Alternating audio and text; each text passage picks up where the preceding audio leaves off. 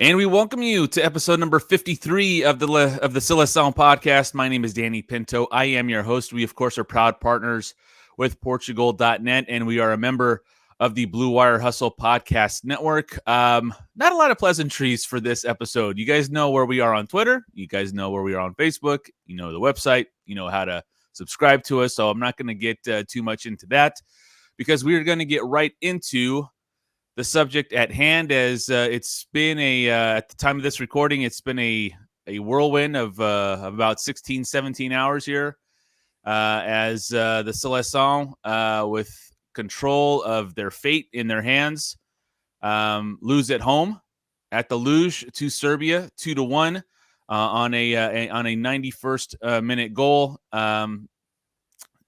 And all hell broke loose in terms of reaction and who should go, whose fault, and to give us the lowdown of whose fault it is our good friend Tom Kundert from Portugal.net. Obviously, you can follow Tom, as you can see on the screen, as we are on video this week, or on this episode. I mentioned in the last episode I'd be trying to get the studio back in order. The house, again, it's purchased. This is not my idea of a studio. This is my parents' garage. I'm being very transparent with you guys on episode 53, but Tom's kind enough to join us here on episode 53 to just, now that the funny stuff is over, Tom, about my garage, the serious stuff can begin. And the seriousness of the situation is Portugal find themselves in what we all thought was not an impossibility, but just I just don't think we were gonna be here at this point of qualifying when we had the draw and B had the fate in our hands. But first of all, Tom, welcome back to the show. Okay, thanks, Danny. Yeah. Well, you said the funny stuff stops with your, those wonderful drawings from your children there. But I could never be this good.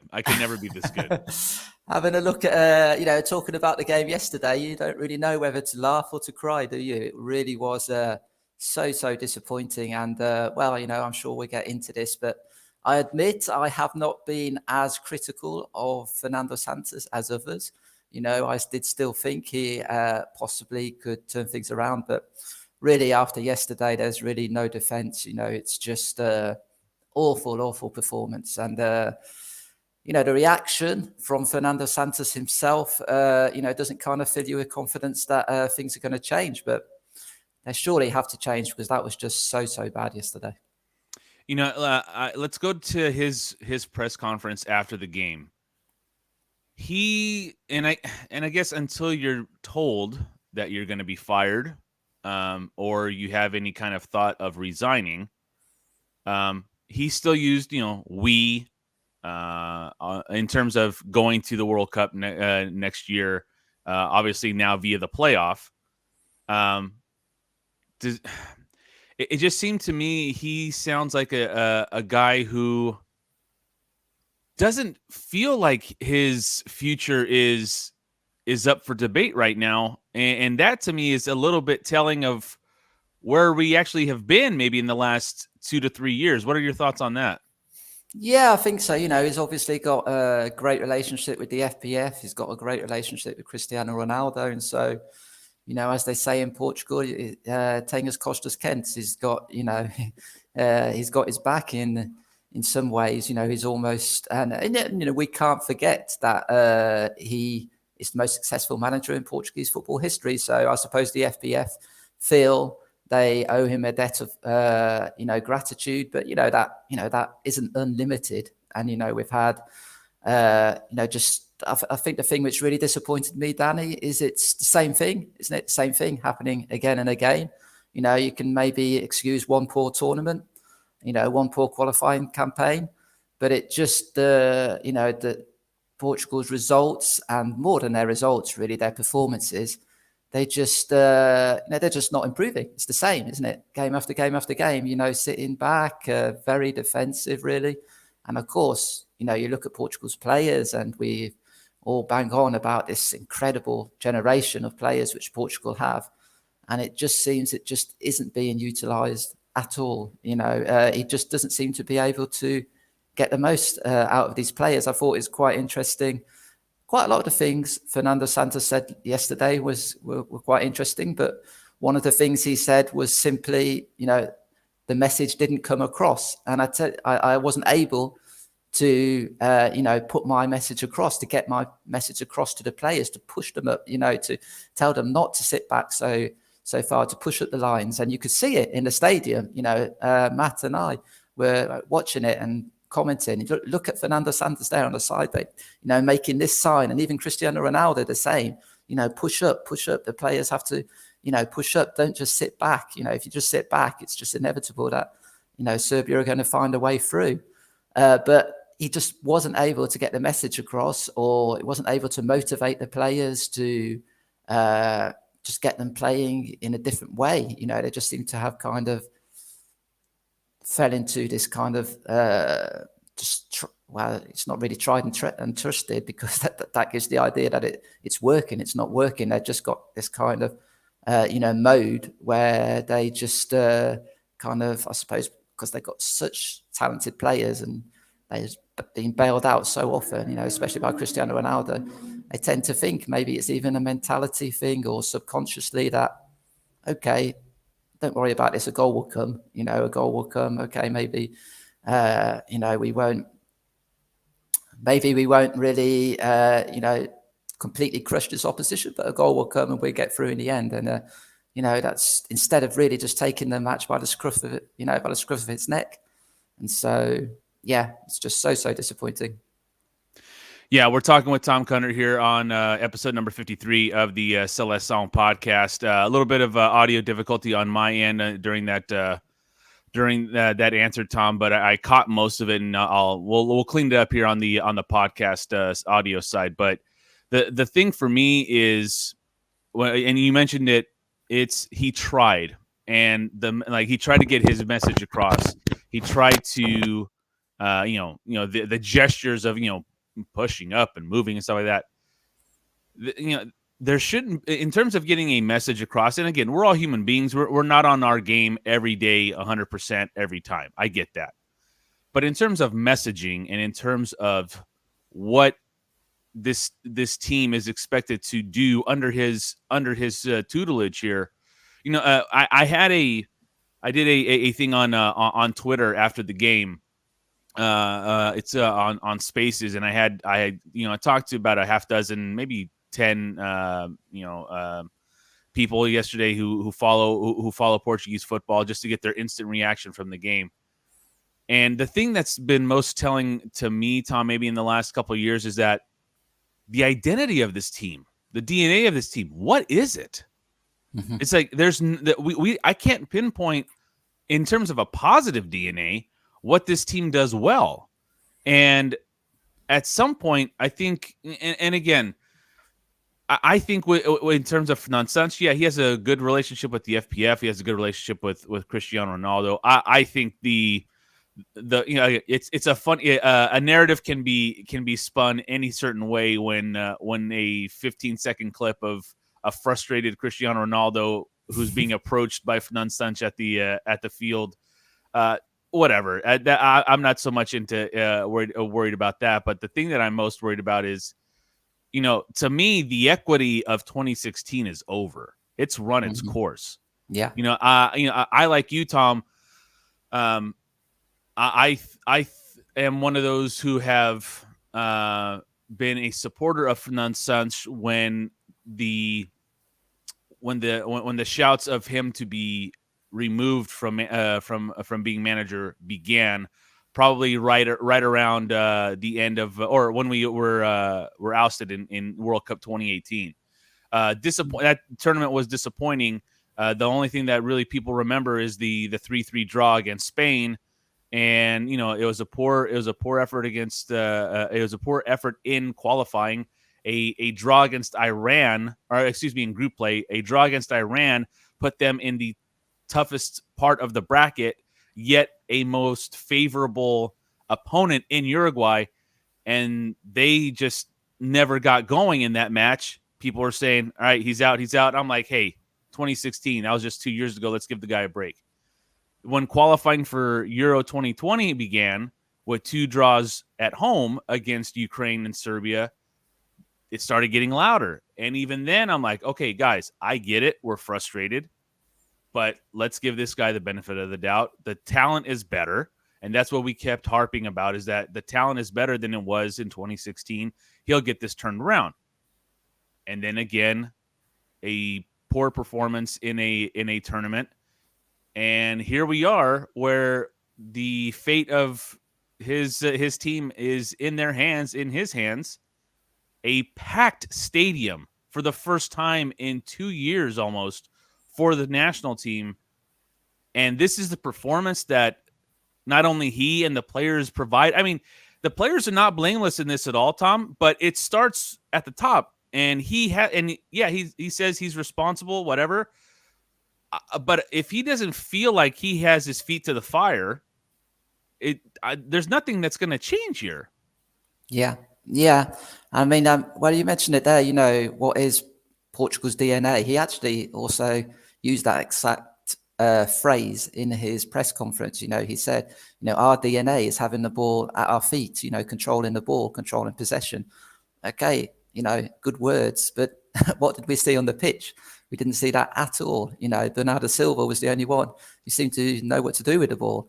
And also, with Fernando Santos, okay, I'm also a little bit wary of people who say, Portugal should be playing this massive, expansive, beautiful football. Look at the players they have. But, that international football doesn't really work like that. You see very few teams, able to really play, exciting, cohesive football. It is a lot about keeping it tight. But having said that, you do need some sort of plan. And what made the Fernando Santos' teams successful at the start, in 2016, and then winning the Nations League was, okay, they weren't playing beautiful, expansive football, but they were solid. They were solid, and their defense was strong, and they were really difficult to break down. That game yesterday, Danny, you could tell that Serbia were going to score at least one goal. It was poor. They were just picking holes through that Portuguese defense, so easily. So much space between, the defenders. Nuno Mendes, I'm, as you know, a huge fan of him. I think he's going to be a fantastic player. Already he is a fantastic player, but, he just left about 15 or 20 yards, 20 meters to the, it was Mitrovic in the first half. Then when Mitrovic went off, I'm not sure who replaced him. It's the same story. The winger on the right wing, the Serbian right wing, Portugal's left, just had 20 yards of space to play with. So he could just, go in, try and get past Mendes, play in a pass, cause one or two passes. They've got a shooting opportunity. It's just so loose. And okay, I picked out Mendes there, but I don't really want to pick him out because I'm not sure if it was, him himself. Maybe he wasn't getting the support he should be getting. I think just the whole system just is broken. It was very reminiscent in terms of that side of the field. It was very reminiscent of Rafael Guerreiro in against 2018. Morocco. In the 2018 World Cup. Yeah, very much so. So we're talking about Fernando Santos, and we're saying, okay, don't give us the beautiful football, but give us a really strong team, a strong defensive team, a team which is going to give us a chance to win games. When you don't get that, there's really nothing there, is there? There's nothing left. And so, you really cannot, I think all the goodwill, and people will be grateful. And I think even, there's been increasingly loud calls for a change at the top, but you don't really see any of that kind of nasty, a little bit nasty, almost vitriolic, insults basically, and towards Fernando Santos, because people are still grateful for what he did, and people kind of see him as I think basically a decent human being and a good man and a good football man. But he's just not able. He's shown now for too long a time that he is not able to take this team forward. So really, there's nothing for it. There has to be a change, Danny. Whether there will be or not, that's another question. But there really has to be a change, I think, now. We're talking with Tom Kundert here on episode number 53 of the Seleção podcast. We are, of course, recapping what was I don't want to use tough language, but I'm going to use tough language. It seemed a little gutless. It seemed a little pathetic yesterday, especially with the start that this match had. Fernando Santos inserted into the starting lineup. Every time he's on the field, it seems like there's a boost of energy. It seems like the offense kind of opens up a little bit. Fourth minute, gets a goal off of a turnover in the Serbian end, and then it seems like the lights, and ironically enough, at the luge went off, and it just seemed like everything came back. There was no more. It seemed like I want to say it was maybe Rui Miguel Martins on Twitter said it seemed like they were playing with a 3-0 lead instead of a 1-0 lead, where it could be laxed, it could be protecting, it just, they defaulted into, and I have a turtle right here, let's see, right there. They went into a shell. Yeah. And it just seemed like there was we were good. And of course, you need to then have 2 goals scored against you in order to not be in the tournament. And given the track record of Portugal in terms of a Fernando Santos defensive system, 2 goals is not something that happens very often. Obviously, we saw Germany put 4 in the Euros, but it does not happen often. But to sit on a lead for 87 minutes, Tom, is inexcusable. Yeah. And that's exactly what they did. And it bit them with the first goal, and a slight deflection headed towards Rui Patricio, but I thought he handled that very poorly. A keeper of his caliber, and then it just never seemed like they got out of their shell. It seemed like they were then bunkered down into okay, we're not protecting a lead anymore, but we sure as hell are going to protect this draw. And it just was. Yeah, well, it was interesting, Danny. It's just that I'd say probably Portugal's best spell in the game was perhaps just when they'd conceded that first goal, maybe last 5 or 10 minutes before half time, when that's fair.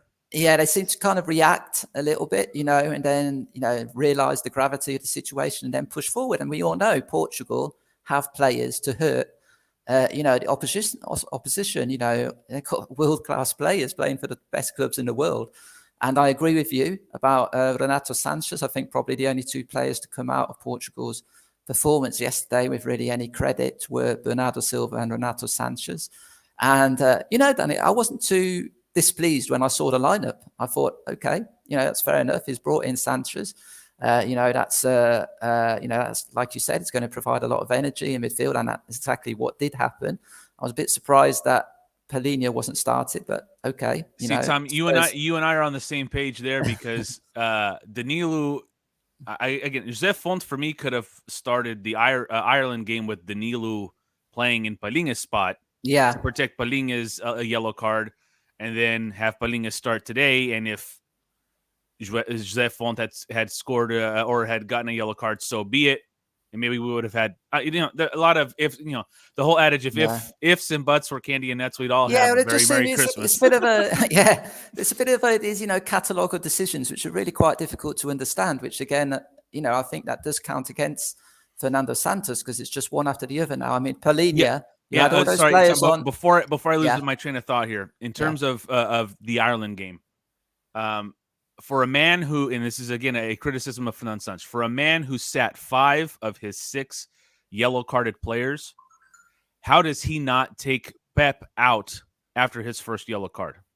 Yeah. Given that the result for all intents and purposes meant nothing in Ireland, because if you win against Serbia, you're in.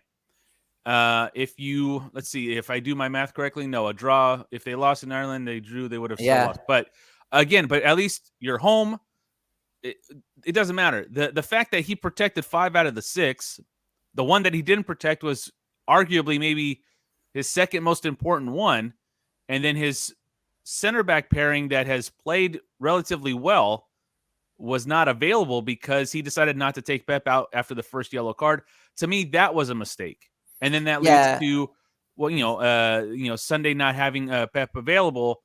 I don't think that in the middle they played particularly bad or good. I thought it was just a meh kind of performance from the defense anyway. But yeah, I'm not sure. Yeah, I'm not sure about that, Dan, because when Pep picks up the first yellow card, you really don't expect him to get a second one. So I kind of not 100% agree with you there. But you leave him out on the field for the possibility of a second one. And if you're not gonna play 5 of the 6 because of that risk, it's the same risk once you get someone who on a card that they got during the game. That's just my opinion. Yeah, I suppose so. Yeah, I suppose the thing that surprised me, like I said, is Polina. I think we all know Polina is very susceptible to yellow cards.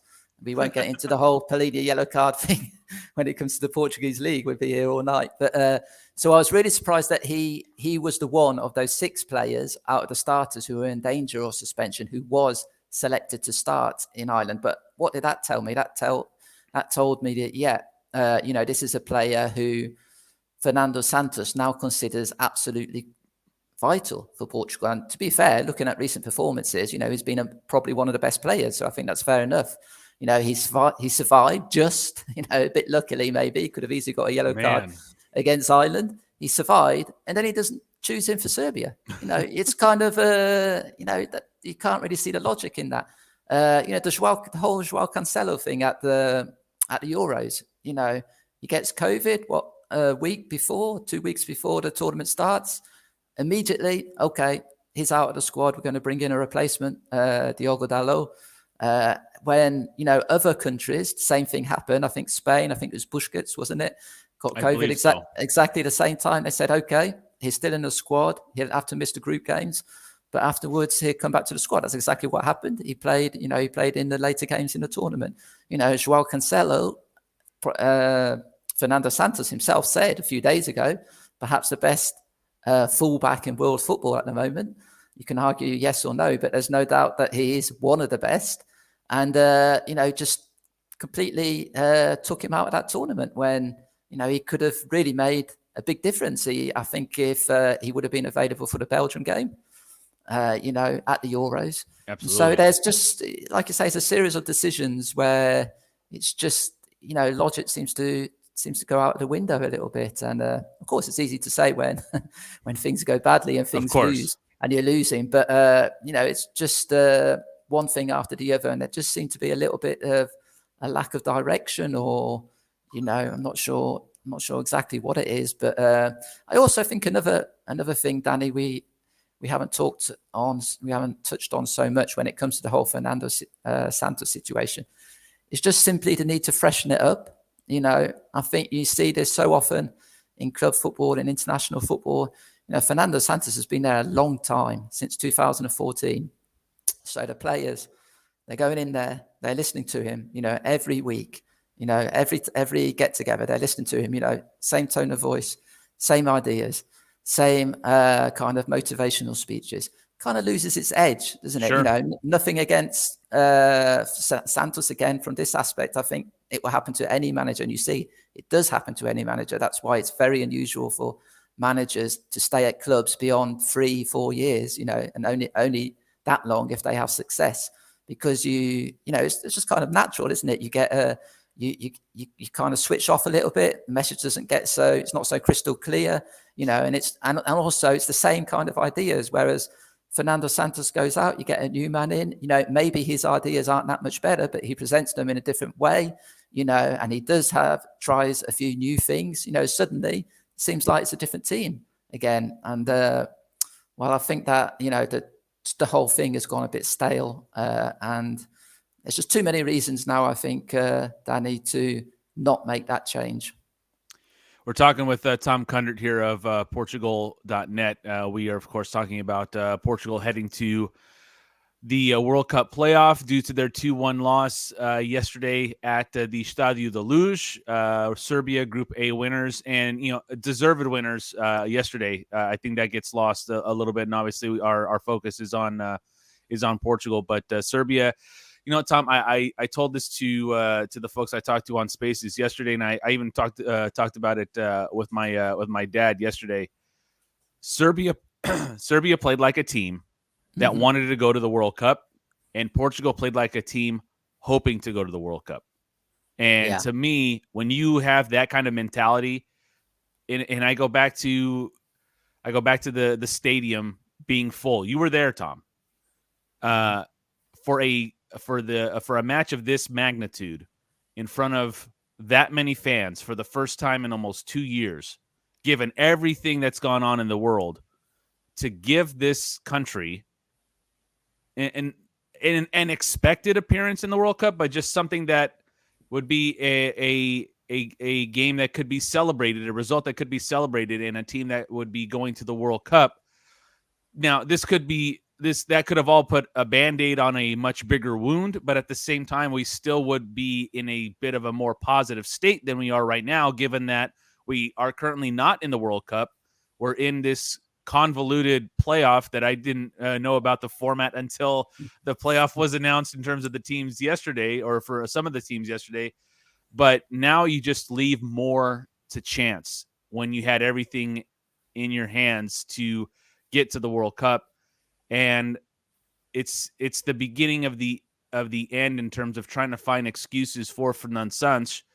And a new voice. Yeah, I agree with you. Like in sports, the same message or the same voice over and over again can lose its edge, as you mentioned, can lose its impact, because you almost go on autopilot. Mm-hmm. And if you go on autopilot, you're not being inspired, you're not being convinced, you're not being tested. Yeah. And a new voice isn't the cure-all for everything, because you don't replace someone for the sake of replacing someone, or you don't hire just somebody because they're a different voice. But at this point, Tom, I think the federation has to do something in order to maximize the group that is currently in play here for the Seleção, because we are in a very weird spot in terms of timing and age, where this team still has a lot of talent, but its all-time greatest player is probably got one tournament left, maybe, and depending on how this ends, this could be the end for Ronaldo, given that he might not want to come back, given how everything is going on. Pep became the oldest player to ever play for the Seleção in the Ireland match. João Moutinho has served his time. José Fonte has served his time. There's going to be a transition, but that doesn't mean that you have to keep the entire band together in order to get one last run. You can make a change, and obviously the only change that you can do in terms of practicality is you change it at the top and hope that the players can then listen and work together with a new voice at the helm. Yeah. Just imagine, Danny. I mean, you got to feel sorry for Ronaldo if Portugal do not qualify for the World Cup, don't you? It's his last chance, basically, definitely at a World Cup. Most amazing player, of course, in Portuguese football history, without a doubt. It would just be such a kind of, damp squib of a way to go out of the biggest football tournament in the world. And you could see yesterday, he was just he actually, like Santos, was also doing a lot of that motioning to the back line, and the midfielders keep saying, push up. He was obviously getting really frustrated. But it's really is going to be, they're in March, the playoffs. So that's, 4 months away. So you could say, I don't think it would be the, ridiculous idea now to change coaches, get a fresh idea. Maybe they get that, that famous new manager bounce. If that works, I'd say go for it, because, well, I'd say, is that taking a gamble, or is sticking with Santos when, game after game, he kind of says the right things, but we're seeing game after game the same performances. Maybe that's even more of a gamble. So yeah, I think the time has come, and it's going to be interesting, of course, to the FPF, of course, just didn't expect to be in this position at all. You were right, Danny, there talking about the kind of lead up to the match. Walking to the stadium, like you said, full stadium for the first time since the pandemic started. Such a lot of enthusiasm there. Everyone with the flags, all the flags on the seats. Brilliant atmosphere. You got the national anthem being sung with such gusto at the start. You got Portugal scoring a goal from a terrible Serbian mistake after 2 minutes. It really just seemed like everything was just in place to, okay, we actually thought maybe this wouldn't be one of our typical Portugal games where we're, we're going to be. It felt like the floodgates may possibly open for this or team at least not one of those games like when we're biting our nails for 90 minutes. But then, it just it ended up precisely that, because Portugal just, like you said, went completely into their shell. And so it's been also very interesting listening to the reaction here in Portugal. And so, the cause for Fernando Santos to be replaced are just getting louder and louder, as you would expect. And so, FPF have got a big decision to make, and they should be thinking about that quite soon, I think. Well, they've got to come out one way or the other, haven't they? If they're going to, they can't just... A statement has to be made. Yeah. They've got to either back him or go out. Otherwise, it's just going to be speculation for days and weeks, and that won't do anyone any good. Yeah, the playoff draw, and I can't believe we're talking about a playoff draw, but the playoff draw is supposed to take place, I believe, November the 26th. A 12-team playoff. Again, it's so convoluted. There are 3 paths or 3 groups of 4. The winners of each of those 3 are heading to the World Cup. Do I have my information? Yeah. Right, okay. Basically, I know, Danny. It's a bit difficult to get your head around, but basically, put into these 12 teams. It's going to be 12 teams put into 4 groups, and then basically it's 2 semis and a final. So whoever wins, Portugal, basically they're going to have to beat 2 teams to get to the World Cup, and in one-off matches. I'm not sure how they decide who's home or who's away. I don't know if that's seeded. I don't know if it's drawn. You would have to think it'd be a seeding issue, because hey Tom, we're the top seed in the playoff, Tom. So the silver lining has finally been found. But I believe if I read Nathan Moates' recap on the site yesterday.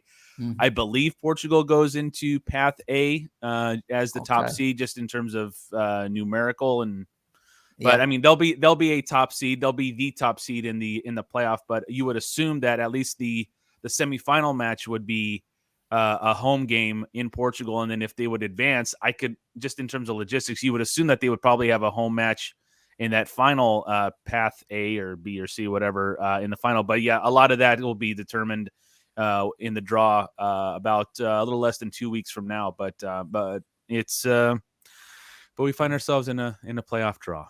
Yeah, and like you say, Danny, it's I think the other playoff system, home and away, it's obviously straightforward, wasn't it? And I think you'd kind of fancy Portugal because you'd know, even they'd be playing one game at home, so they should be able to get the advantage, and that's of course how it transpired in those 3 consecutive tournaments when Portugal went through the playoffs. But this is difficult, one game, you can tell anything can happen. There's some quite decent teams which are going to be in the playoffs. I think Sweden are likely to, I think they're already there, aren't they? Because they lost to Spain. Austria, I mean, I don't know if you remember, Danny, if you saw one of my favourite games for the Euros, Euro 22, Austria against Italy. Austria was superb in that game, matched Italy all the way. I think Italy just got a late winner, didn't they, in extra time? So, and if it's just one game against a team like that, a very dangerous situation, especially if Portugal kind of adopt this, very passive attitude where they're hoping for a narrow victory. Yeah, and it puts the pressure. It puts the pressure on the favorite completely. Yeah, exactly. All the pressure will be on Portugal. Whoever Portugal play, they're just going to be under huge pressure. And conversely, the other team can kind of relax a little bit. Imagine it's Austria, even it's Sweden. And these are some of the better teams. There's some, other teams who could also be complicated, but could adopt the attitude, well, it's Portugal. If we lose this, okay, they're the stronger team. So, and that is a very dangerous position from Portugal's point of view, because they'll be relaxed, they'll be able to play their game, they'll be able to attack, and they could hurt Portugal. So, absolutely, yeah, it's. I'm just getting nervous talking about it, Dan. Isn't this fun? And fun is the most fun thing to have. Tom, the decision here on Fernando Santos, while we agree. He needs to step down. He needs to be removed. the federation does have a tough decision to make solely based on timing, because there is no internet, or there won't be an international break for this team to play any kind of friendlies prior to these matches in March. I looked at the FIFA calendar.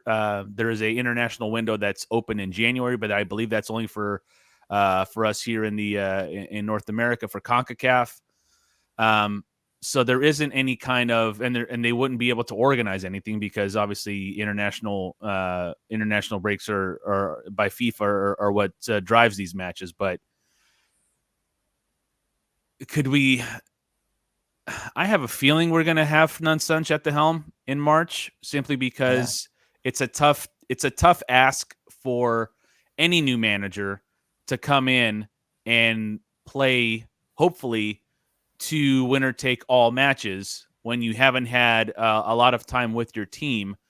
And that's what kind of drives me to think that even though he needs to go and his time has come, the FPF are in a bit of a spot that they've really put themselves in by not pulling the trigger on Fernando Santos in years past. And now they, I tell my kids all the time, it's sometimes okay to do hard things, because you'll if you're vindicated for that choice, you'll feel amazing. You'll feel like you've accomplished something. And maybe that's the Band-Aid that needs to be just ripped off this thing, and be like, you know what? We have to go in a new direction. It has to start now. If manager A, B, C, whatever it is, and I didn't mean to use 3 initials, because I do have my choice on who I think should be the next manager. But it'd be a tough spot to put someone in. But at the same time, you've got to make a tough decision no matter what, and it's been made tougher because the decision hasn't been made earlier. And I just think that while he needs to step down or he needs to be replaced, if I had to make a bet, I think that Fernando Santos is going to be on the sidelines come March. I think I agree with you, Dan. Although, like I said, I'm very much in the camp that it has to be, a change has to happen. And, I think I agree with you, but I wouldn't, again, having said that, I wouldn't be hugely surprised if they did make a decision to replace him. I think now they'll be, hopefully, they'll be consulting as many people as possible, trying to get all the opinions they can possibly get, trying to see who's available, of course, who's willing to, to step in. And these people, these possible candidates who are willing to step in, what kind of ideas they've got, specifically, how to overcome this situation where they're going to have to take hold of the team basically without any training, or just maybe a few days training camp. But I think they have to have that conversation, because I come back to what I said earlier, Danny. I think it's just as big a risk to stick with. I think we're at a stage where I'd say it's a bigger risk to stick with Fernando Santos than to change the coach. Tough decisions, like you said, in football, that's when you're at the top, when you're, administrator of a top European top football nation or a top football club, you have to make tough decisions all the time, don't you? And you see the, managers getting sacked. Quite often it's surprising. It's a bit of a shock, and it's quite a lot of reaction. Usually, that's a bit unfair. He wasn't given his chance. And then a few weeks later, the side's winning again, and everyone says, the right decision was made. So, tough decision, but I really do think now it's almost like I just say, I think it would be more of a risk to keep Fernando Santos at the helm at the moment.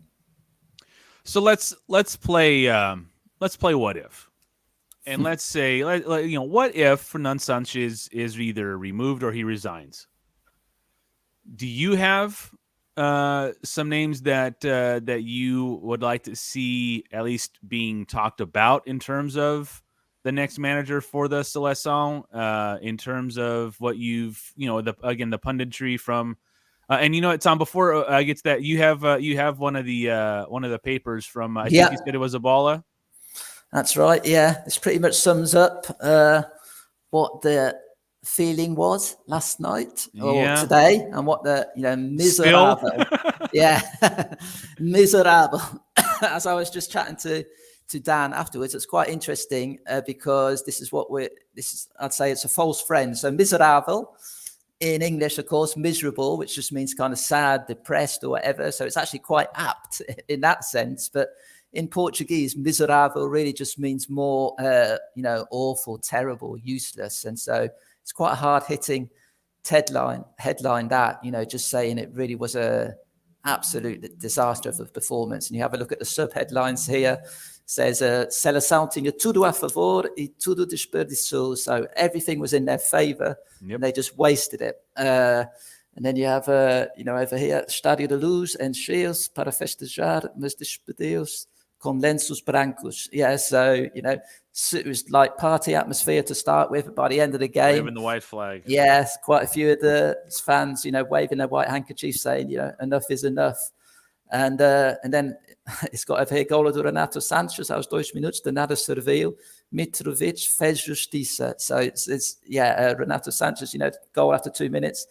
Wasn't good for anything because Mitrovic scored the goal which did justice, which was ended up making it a fair result. And you have to say, again, absolutely, like Danny said earlier, this is obviously a Portugal podcast, but fair play to Serbia. They came, they did the job, they played well, they showed courage, like their coach said. It was a courageous display.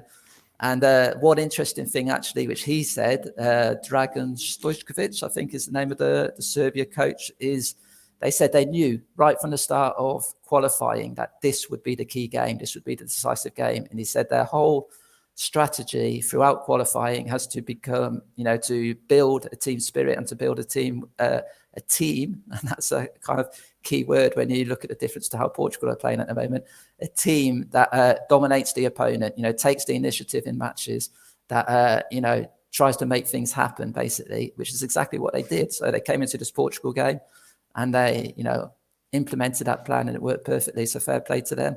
And then just here in the top corner, of course, I've got to show that as well. Fernando Santos, tenho capacidade para levar Portugal ao Qatar. So, of course, we all remember Fernando Santos famously at Euro 2016, right near the start of the tournament, or I'm not sure if it was at the end of the group stages or half. I think it was at the end of the group stage, yeah. Yeah, saying, okay, I'm only going back to Portugal after the final, and I'm only going back to Portugal to join the celebrations. And we heard that, and we kind of we found it quite refreshing, didn't we? We found it quite refreshing because that, Tom, we fell in love with the man because he prophesized it, and that's what makes this so tough as a fan. Because I thought about this on the drive home because I was out. I ran a race in the morning, and then my buddies and I we watched at a pizza parlor on our phones because they didn't have the game obviously in California on ESPN Plus, but we watched it on our phones. And my buddy James and I were driving home, and I'm thinking, yeah, it's clearly okay for us to thank Fernando Santos for 2016 and the Nations League. And like, again, he is the most successful manager that this country has ever seen. But it almost seems like the longer he stays, the more harm he does to his legacy. Yeah. And it's like, is he going to be remembered for the man who brought us our first major international trophy? Or is he going to be the man who is remembered for not getting the most out of this generation? And it's a terrible spot to be in, self-inflicted a bit, but that's why I think the FPF has dropped the ball on this. Not so much to save his legacy. Obviously, that they don't really care about a legacy, nor should they operate in such a manner. But there are people who, which I don't understand, because whether you like the tactics or not, it got us a trophy for the first time.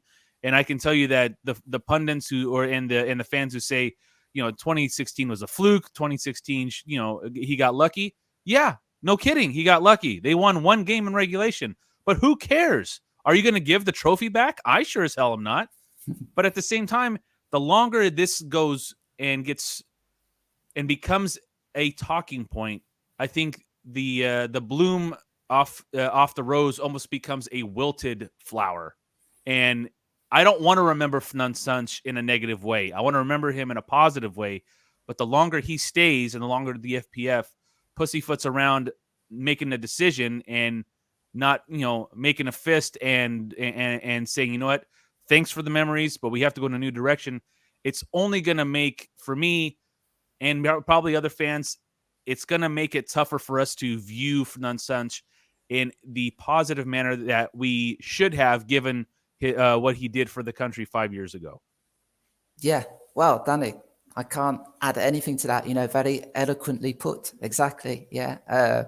Sometimes you got to be cruel to be kind, don't you? Sometimes. Oh my God. Sometimes, yeah, absolutely. Sometimes perhaps the kindest thing the FBF could do now is to say thank you very much, Fernando Santos, get someone else in, and it won't be, especially if the new guy manages to get Portugal into the World Cup, his reputation won't be so harmed because, can't really say anything more than what you said there. Yeah, exactly. It's, it's sad to see a legacy being tarnished, such a brilliant legacy. So, let's wait and see.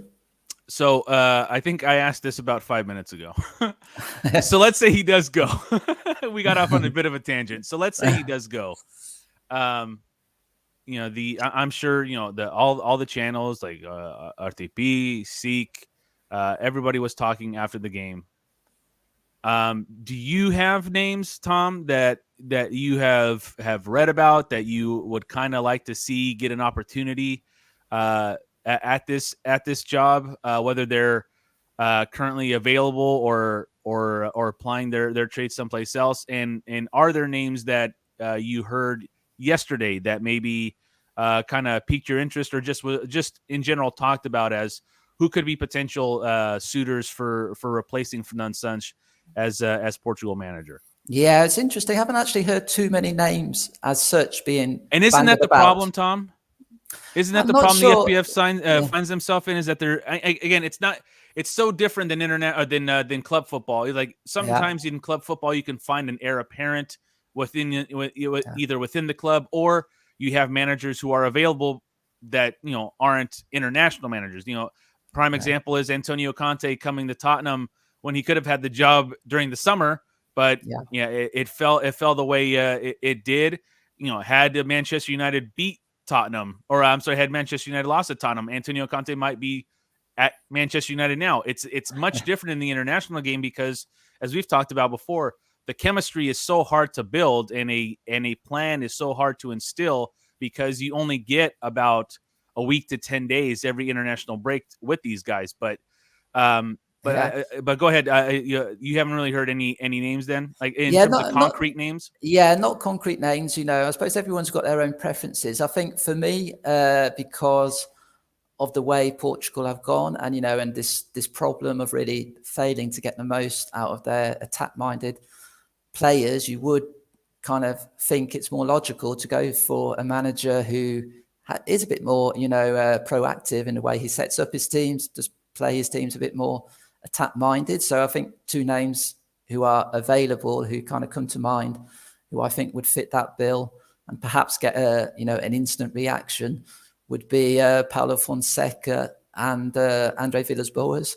I think both of those, you see their teams, most of their teams, play good, nice football. I suppose there the question you would have is, because this is also something we have to factor in, Danny, shouldn't really be this way, but given the fact that Cristiano Ronaldo is who Cristiano Ronaldo is, there's no doubt that he has a big say, or he has a big influence in who would be the manager. And let's face it, he's earned it, hasn't he? He's earned the right to be in that position. And so someone like Paulo Fonseca, maybe, who has had a lot of success in his club career, but really at clubs which aren't some of the biggest clubs in the world, obviously. Like, he had 3 wins at Shakhtar Donetsk in the Ukraine. He won the Portuguese Cup at Braga, did reasonably well, didn't do fantastically, did reasonably well at Roma. But I don't know if someone like Pep or Ronaldo will kind of think he has the, the kind of CV or the weight behind him. At AVB, I think just because of his personality, he just seems so sure of himself the whole time, doesn't he? And I think perhaps that might work a little better from that point of view. I think he'd come in as someone who's always very refreshing to talk to. He's very kind of almost the opposite to Fernando Santos. Fernando Santos kind of serious, isn't he? A bit dour, a bit kind of old-fashioned, you could say. Tom, have you ever seen Fernando Santos smile? Yeah, my dad asked me that yesterday. I'm like, have you ever seen him smile? I'm like, I'm sure I saw him smile once in 2016 and once in 2019. That was about it. There's a brilliant bit of footage, Danny, in the 2016 celebrations from the dressing room.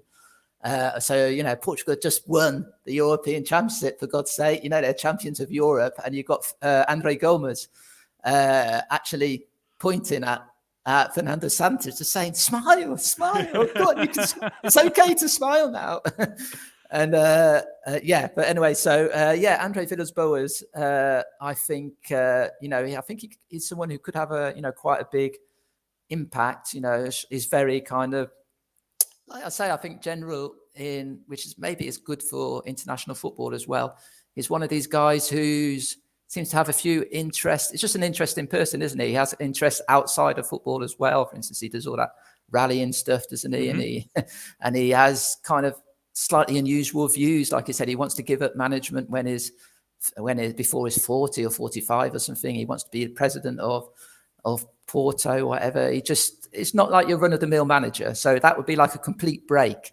And also, his teams in general do play good, proactive, attacking football. So if you put me on the spot and said, who would I like now to take over from Fernando Santos? And I think I'd probably go for AVB. They're the one, certainly just, off the top of my head, the ones that come to mind, AVB or Paulo Fonseca. I think AVB might carry a little bit more weight in the dressing room, which is also very important. Sure. Yeah, I made the initials joke a few minutes ago. I think André Villas-Boas, is someone who has expressed his interest in one day taking the helm as Portugal manager. Well, I'll tell you that. Sorry, Danny. Sorry, just to... Do you have breaking news, Tom? Well, no, not really breaking news, but there's I don't know if you know Zach Lowry, who's... I've had him on the show, yeah. Yeah. Excellent. Of course, football pundit, just on everything, but he's kind of taken a bit of a focus on Portuguese football recently. And he was yesterday at the game, and we've met up a couple of times in the last week or so. And he actually... He's from the States also, and he is in Portugal at the moment because he came over to cover the Web Summit from the football point of view. There's always quite a few football personalities who went there. And he actually met Andre Villas-Boas and had a brief interview with him. And he said that one of his next aims is to become an international manager. So I think when he told Zach this, so it would have been about 10 days ago or so, I'm pretty sure he wasn't thinking of the Portugal job because, of course, nobody thought that Portugal would be in this position at this moment. But so maybe kind of the stars are aligning, and maybe, that is a possibility. I'm going to see if I can pull up something here on my screen here. So give me a moment as someone who we interact with, Marino Peixoto, just tweeted, I think a funny tweet here. So I'm gonna see. All right, let me get back to this and get here, and we do that, and now we go ahead and try to share something on the screen. Come on, Danny, you can do it. Window. Here it is, and let's see. Tom, do you see that? The unsackable. Coming to a screen near you, and then a picture of Fernando Santos and Solskjaer. Yeah, it's funny actually. Yeah. I was actually thinking about this yesterday, and I was thinking, of course, what's the player? Well, there's two now exactly, but what players connect those two managers? And can you think, Danny, who are the players? Yeah, it's obviously Diogo Dalot. He's the focal point. Yeah, I was thinking, Bruno Fernandes, poor old Bruno Fernandes, getting such a is just been so dominant in club football for 4 or 5 years now for Sporting and then Man United. But at the moment, both at United and at Portugal, he just, his form's just like fallen off a cliff, isn't it? Especially for Portugal. And he just doesn't seem to be able to reproduce his best football at all. So, yeah, maybe he's he would like a kind of different voice to hear. Sure, absolutely. Tom, before we end this, we are both of the opinion here that Fernando Santos' time is obviously come and gone. Again, we thank him for everything, but it's time to make a change. A manager does not put the boots on. A manager does not kick the ball. A manager does not try to make a save. How much of this can we pinpoint to in terms of blame on the players who, again, we've made every excuse, or we've made every reason for there to be a change at the top here, and a change for a new voice to lead this generation. But I don't feel that these players are blameless in any way. And one of the players is Bruno Fernandes. I wish I could give credit to the tweet to the person who tweeted this out, but it's something to the effect of, the players can only play in the manner in which they are allowed to play. Yeah. And obviously he's been brilliant at Manchester United since coming over there. It was dominating in his last couple of seasons at Sporting. We have the greatest player arguably in the world in Cristiano Ronaldo.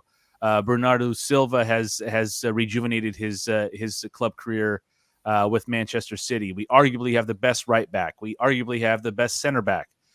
We have talent upon talent upon talent individually and at the club level, but it hasn't translated with this generation on the international stage.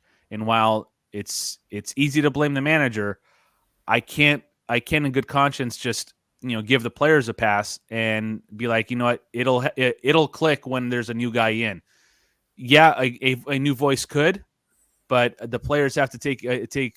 I think we should be more critical of the players than I think we are of Fernando Santos, even though it's the easiest low hanging fruit to go after. Yeah, it's a bit of a double edged sword, I'd say, Danny, because I think if you think about it, we're talking about getting to a World Cup here. So it's Ronaldo's World Cup. Last World Cup chance. Font, last World Cup chance. Danilo, last World Cup chance. Coutinho, last World Cup chance. There's no doubt in my mind that those players wanted nothing more than to win yesterday. You couldn't. I wouldn't even say their attitude in terms of the amount they've run, the amount of effort they put in was off yesterday. I think it was just the organisation. So again, you really have to come down to the coach, and it's. Or the motivation. Yeah, you're right, Dan. Of course, the players can't get a free pass. They were terrible yesterday. And maybe one thing you could say is actually those senior players like Ronaldo and Font and Danilo and Coutinho, they really needed to show leadership. And, didn't really see that on the pitch that much. That's a good point. You didn't really see that. So, again, maybe that's one thing which is missing. But when a team's broken, it's difficult to, I suppose for single players, no matter how good they are or how experienced they are, to try and put things right on the pitch. And so, a little bit reticent to. I get your point, Danny. We can't just give the players, an absolutely free pass. Obviously, they should be doing better. But by the same token, I think they have to be given the conditions to thrive, and sure. That is just obviously not happening through a mixture of just obviously bad coaching, a system which isn't working properly, and like I say, a certain amount of staleness, and just everything really screams we need a fresh start.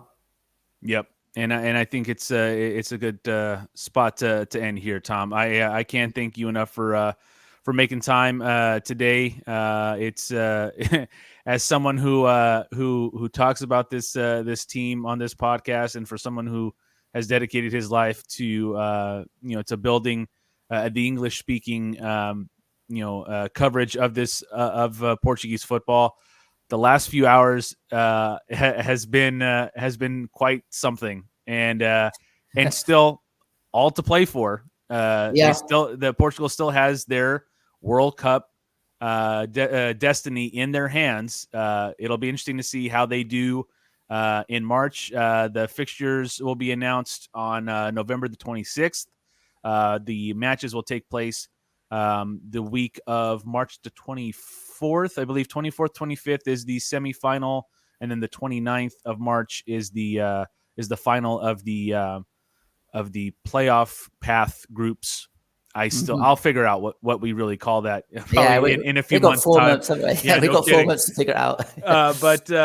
But yeah, still all to play for. It's just it's disappointing for us to be in the position that we are in terms of fans and in terms of people who not only cover this team but love this Seleção. And interesting times are definitely ahead, Tom. And obviously we'll be reading everything on Portugal.net.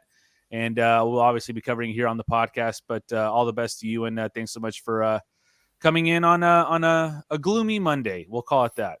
Yeah, no problem, Danny. Good talking to you. Anyway, it was interesting going to these matches. We see also lots of fans, and we've got some quite kind of clusters and groups of friends who we meet up with all the time.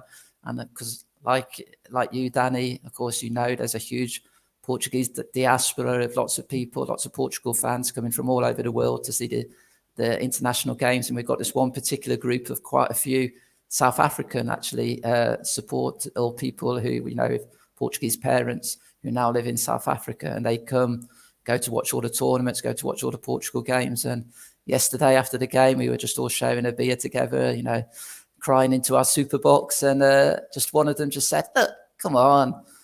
What's everyone so bothered about? We're going to meet up again in March now, twice." So you have to look at the bright side. So, how about we end on a light note? I had Matthew Marshall on a few episodes ago. Where did we all meet prior to the match yesterday? What was on the menu? Yeah, well, it was funny. Yeah, Matthew was also in charge yesterday of sorting that out. It was rodizio.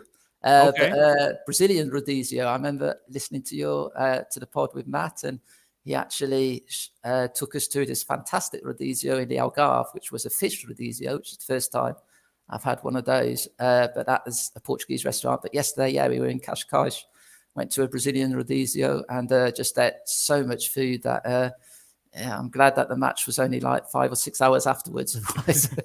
So just so that we know, we're not heading there in March. We can cross that one off. Make sure the bad voodoo that came from that restaurant does not carry over to the playoff here. Blame it on the rodizio. All right, Tom. Thank you so much for joining us, and we'll talk soon. Yeah, speak soon then, Dan. Cheers. All right, guys. That has been episode number 53 of the Seleção podcast. Again, you can follow the show on Twitter at selecaopod, on Instagram at selecaopod, facebook.com/selecaopod, and email the show selecaopod@gmail.com. You, of course, can go and bookmark both selecaopod.com and portugal.net. Make sure you're doing that if you haven't done so already. My name has been Danny Pinto. It's always Danny Pinto, Tom, right? It's in this episode and in life, right?